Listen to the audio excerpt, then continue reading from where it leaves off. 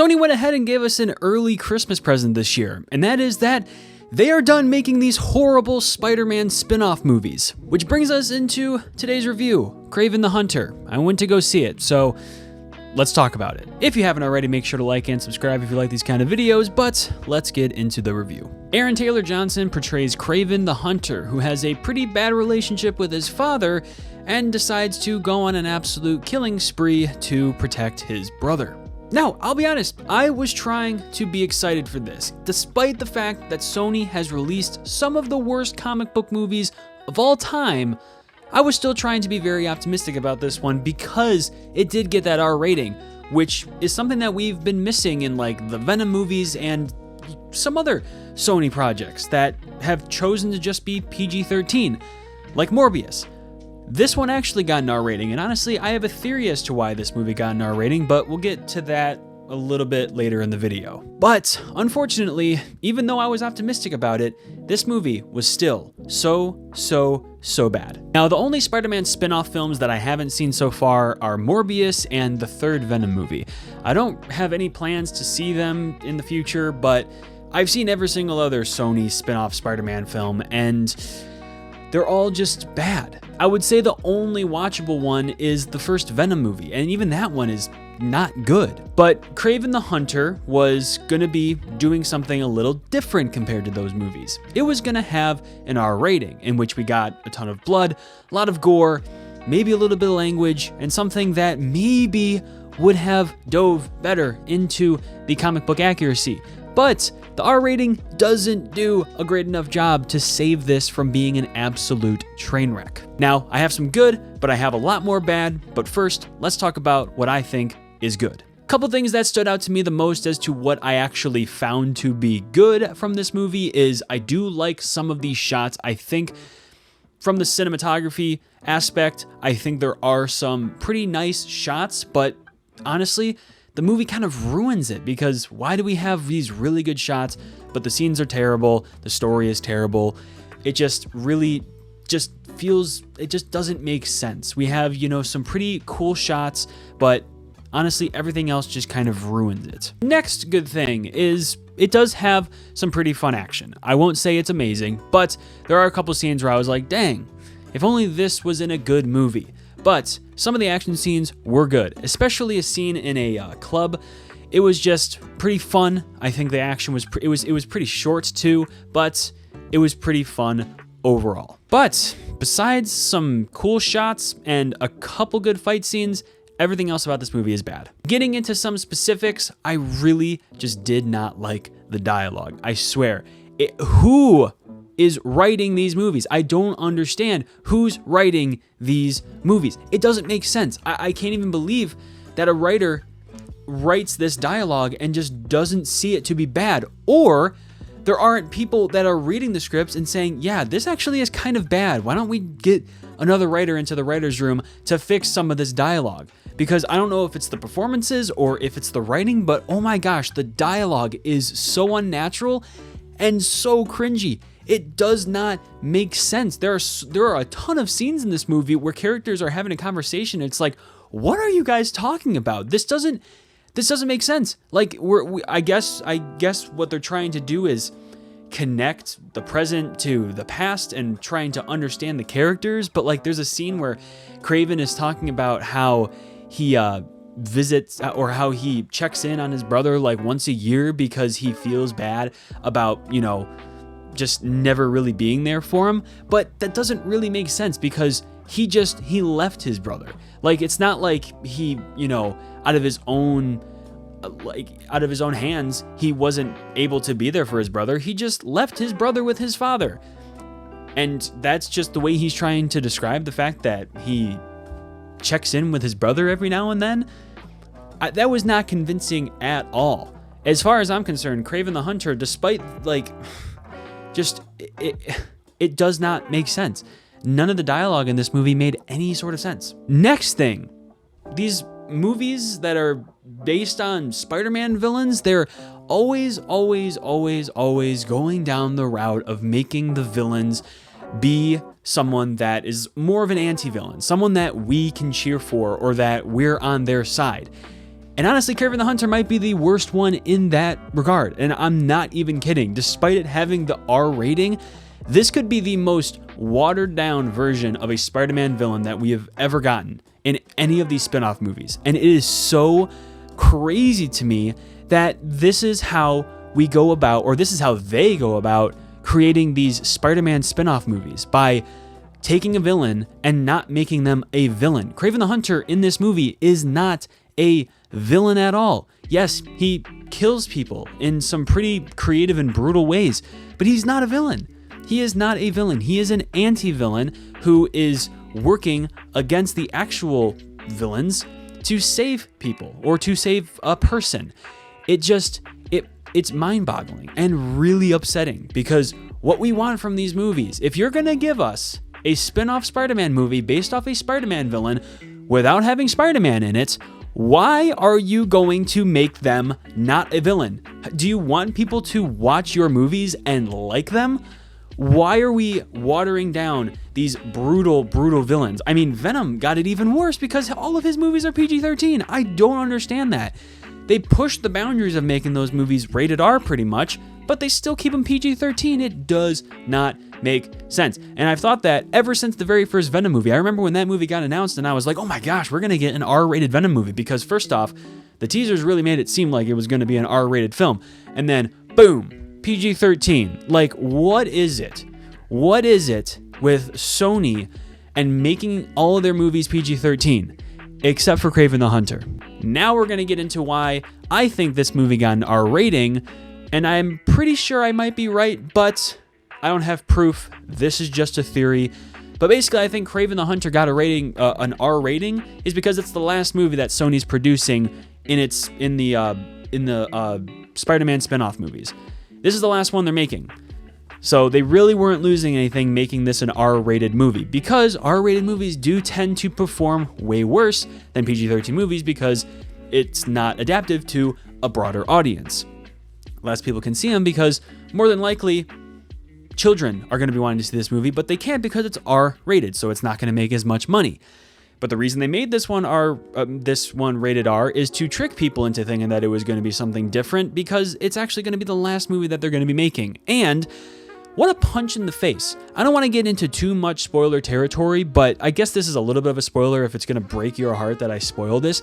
But they don't give Kraven his comic book accurate suit or costume up until the very last 5 minutes of the movie. I don't understand why all of these movies just wait. I get that they're an origin story, but there are ways of doing origin stories based around what they look like. Because if you're going to put the comic book accurate suit in the movie, you may as well just have it be the suit that he uses throughout the entire thing. Not that he had a terrible suit in this movie as his main suit, but then they show us, they basically blue-balled us with this freaking awesome Kraven jacket, and it's like, why would you do that? Why would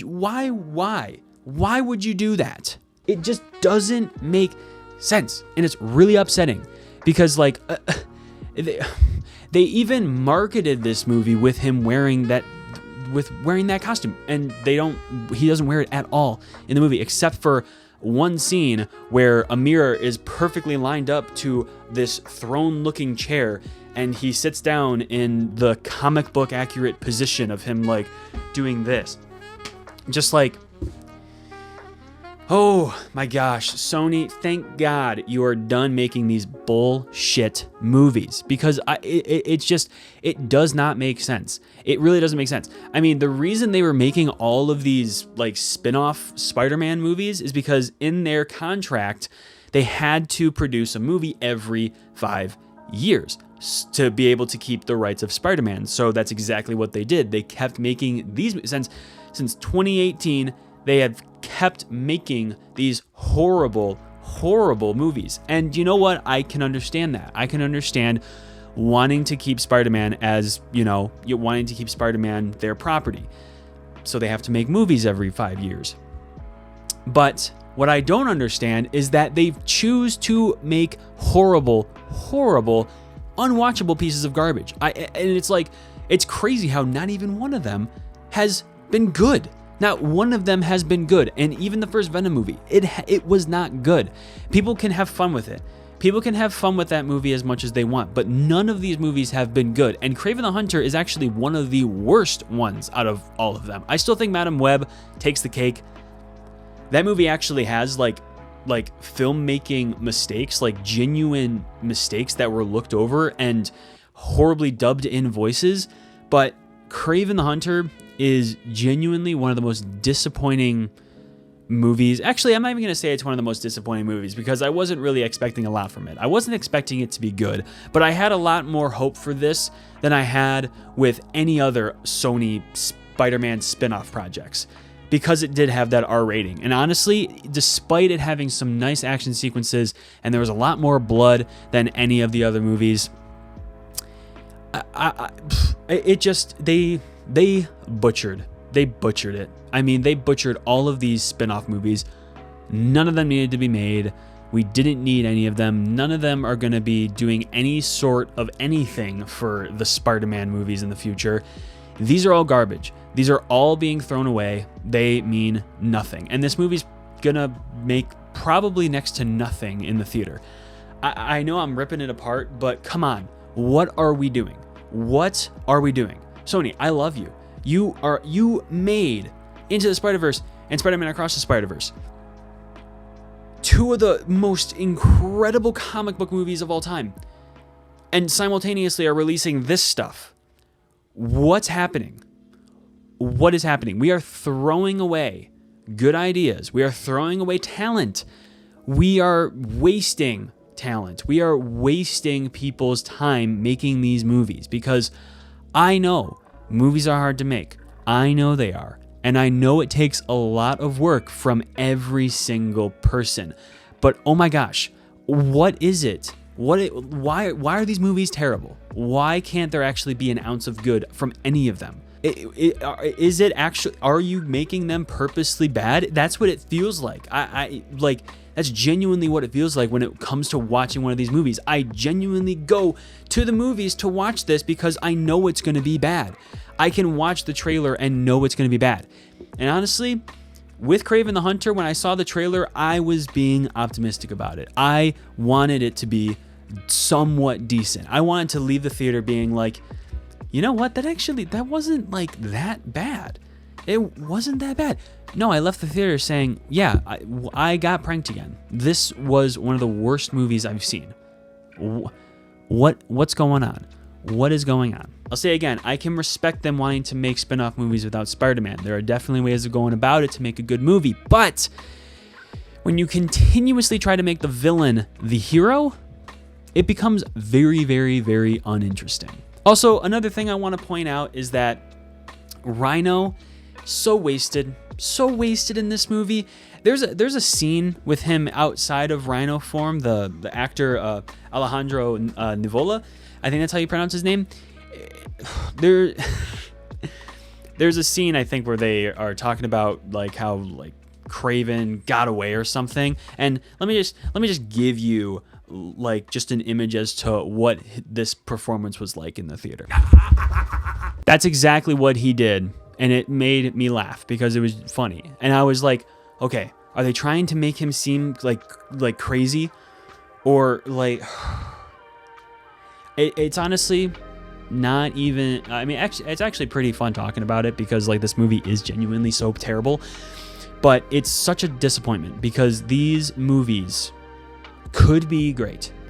These movies could be good, but they are so adamant on making them bad, and I don't know why. Do they read these scripts and say this is something that's totally different, something that totally needs to be made? Because I don't understand it. I really, really don't understand the vision behind how they produce these movies. I don't get it. Oh, but anyways, I digress. Kraven the Hunter was an absolute mess, an absolute atrocity of a movie. And I'm not surprised. I did want to like it more, but I'm not surprised. And it's even more infuriating how it ends basically teasing that there's going to be another one, but there isn't going to be another one. Now, the good thing about this being the final movie out of the Spider-Man spin-off movies is that apparently we're going to be getting more Spider-Man movies from Sony. So they're finally making more Spider-Man stuff. And I don't know what that means per se. Like, I don't know, because the MCU obviously still has rights to I don't know if the MCU has rights to Tom Holland, or if Sony has rights to Tom Holland. I don't know. But I know that Sony has rights to Spider-Man, so they're going to be making more Spider-Man movies, and it's finally done with. I can't believe it ended like this. But Kraven the Hunter is a absolute shit show. This movie sucked. But anyways, that will be the end of my review for Kraven the Hunter. On an overall entertainment aspect, I give this movie a genuine D. I mean, if I were to give it a critical review, I'd say that it definitely is going to be getting an E. It's just not good. It's genuinely just not good. And I don't recommend going to see it. I mean, if you really want to see it for how bad it is, don't waste your money in the theater. Don't even waste your money renting it. I don't know. But this is not a good movie. But anyways, that'll bring it to the end of the video. Thank you so much for sticking around to the end. Like I said at the beginning, if you haven't already, make sure to like and subscribe if you like these kind of videos. I appreciate every single one of you. And remember, your movie moment is right around the corner. See you in the next video.